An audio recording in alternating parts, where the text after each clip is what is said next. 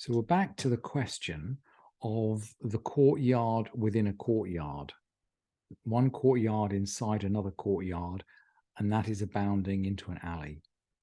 And questions as to the different responsibilities of the inhabitants of both courtyards if they want to make an eruv. And the Mishnah picks up at the end of the 6th chapter. Shachach echad min achitzona velo erav. Someone from the outer courtyard forgot to participate in eruv. So we're going to make an eruv, which is going to join up these two courtyards. So we're going to join up these two courtyards, and that means that people will be able to walk in and out. And for that matter, most importantly, the people from the inner courtyard will be able to walk across will be able to carry across the outer courtyard and into the alley. So these courtyards are intrinsically linked. So they're going to make an eruv together. But what if someone forgets? That's really the question which the chapter will close on.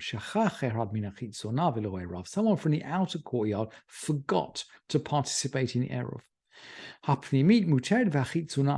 So the inner courtyard is permitted and the outer one is forbidden. This is a mirror image of the halacha we learned one Mishnah ago, that the participants of the inner courtyard have made their eruv and they can walk around their courtyard.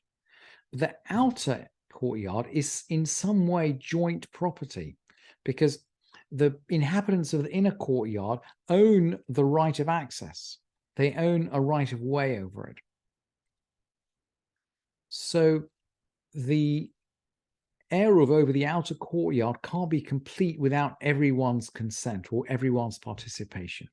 And that's really how the Mishnah goes on. Minha pnimit, someone from the inner one forgot, velo erav, shtehen asurot, both are forbidden. Now, nu eruvam b'makom echad. So they put their eruv in one place. So they put their eruv together in their eruv, and we're talking about the bread right now. So in other words, when the Mishnah, we talked about this before, when the Mishnah talks about an eruv, the Mishnah is not talking about a fence around a town. It's talking about the bread that is put together to symbolize the joint ownership of the different parties. Now, nu eruvan b'makom echad. So they put their eruv in one place. V'shachach echad, one person forgot to contribute to it. Bein min hapnimit, bein hachitzona, either from the inner courtyard or from the outer courtyard. Velo erev shtehen asurot. So here we've got, rather than two eruvs, it seems to be we've got just one eruv. In other words, everyone is contributing to one eruv. So effectively, the two courtyards are being joined together in one unit. So one person forgets either from one courtyard or from the other courtyard, both are going to be forgiven. Both are going to be forbidden. In other words, if they make two eruvs, then at least if one person forgets from one community, the other one may operate. But if they make one eruv, one single eruv for both courtyards, and one person forgets, they're both forbidden. And then the Mishnah closes and the chapter closes. Ve'im hayu shel yechidim, if the courtyards belong to individuals, einan srichim la'arev, they need not prepare any eruv. So maybe there's one individual who owns the inside courtyard and one individual who owns the outside courtyard. And the assumption seems to be that because the inside courtyard has right of way over the outside, if there are two individuals, effectively they're partners and they don't need to explicitly make an eruv in order to kind of declare their sharing of the two courtyards. And that's how the 6th chapter closes, but it closes on the idea that we're playing around, if you like, we're still playing around with shared ownership among two different courtyards. So we're in the subject we're into is a subject of whether ownership can be, if you like, distributed between two courtyards. And we're going to get into the question of the window. So what if rather than a doorway between the two courtyards, with an inner one and an outer one? What if we had two ordinary courtyards adjoining one another? Maybe like the picture of the 5 that we looked at a couple of days ago. Look, here are the 5 courtyards in a row, and they each adjoin into one another they also adjoin onto the alley, and they each have a doorway between them. So the 5 courtyards interconnect with a doorway between them. And the 7th chapter is going to open with a question, really, is with a question as to what is a doorway. So what do we define as a doorway if we're going to make an opening between 2 courtyards? And the Mishnah is going to begin by looking at a picture of a window. Look, I've actually brought you a picture of the window in the Mishnah. Look, here's the window. And you can see we're photographing it from inside one courtyard, and the other courtyard's on the other side. And the Mishnah is really thinking, like, is this a window or is it a door? Because it could be a window or a door. And the Mishnah is going to bring 2 tests. One, is it more than 4 hand breadths square? 4 hand breadths. A hand breadth, I think, of is about 3 inches. So if it's 4 hand breadths square, that must be about a foot square.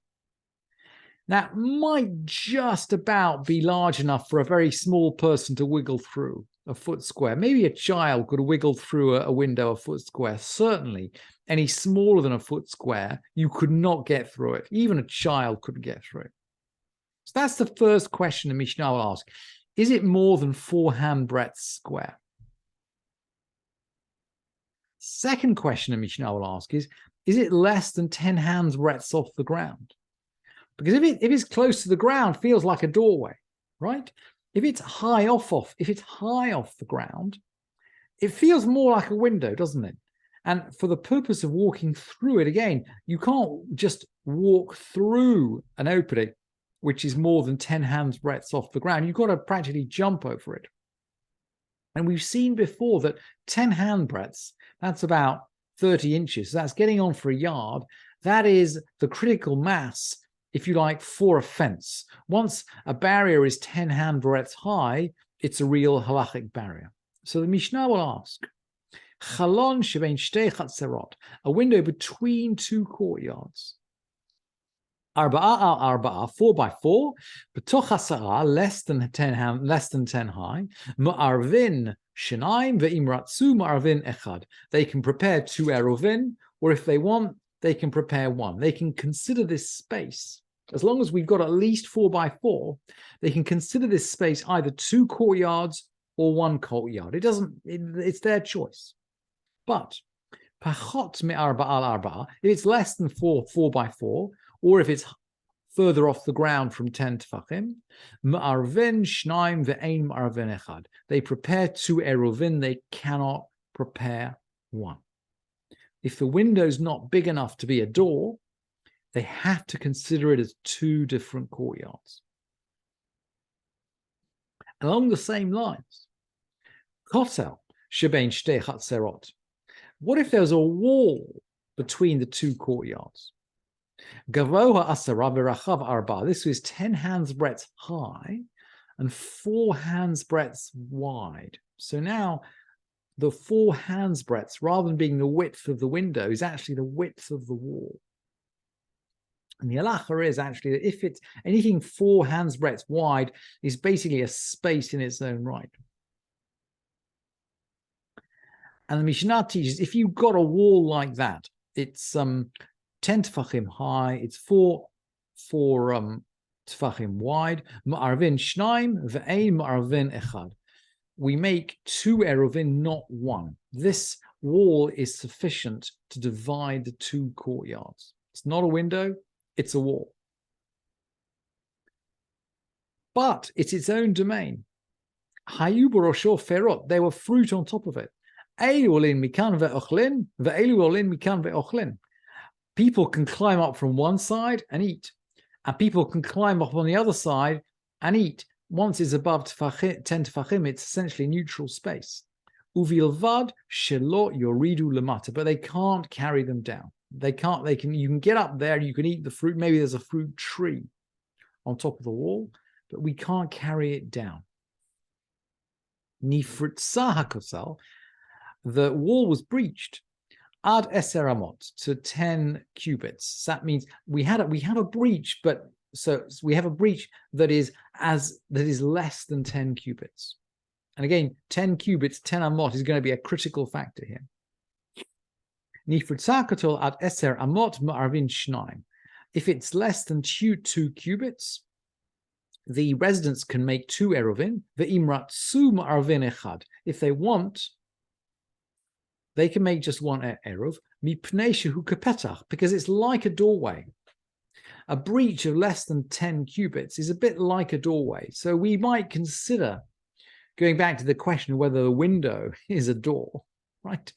It's like the window that's large enough to be a door. If it's large enough to be a door, they have the choice between considering this as a 2 courtyard space, 2 separate courtyards, or as 1 shared courtyard. If it's a bigger breach, yoter mikan, maravin echad ve'ein maravin shtayim. If it's a bigger breach than this, they have to only prepare 1 eruv, because once you have a breach bigger than 10 amot, than 10 cubits, that is effectively joining the 2 courtyards into 1. And if they're joined into 1, then they need 1 eruv.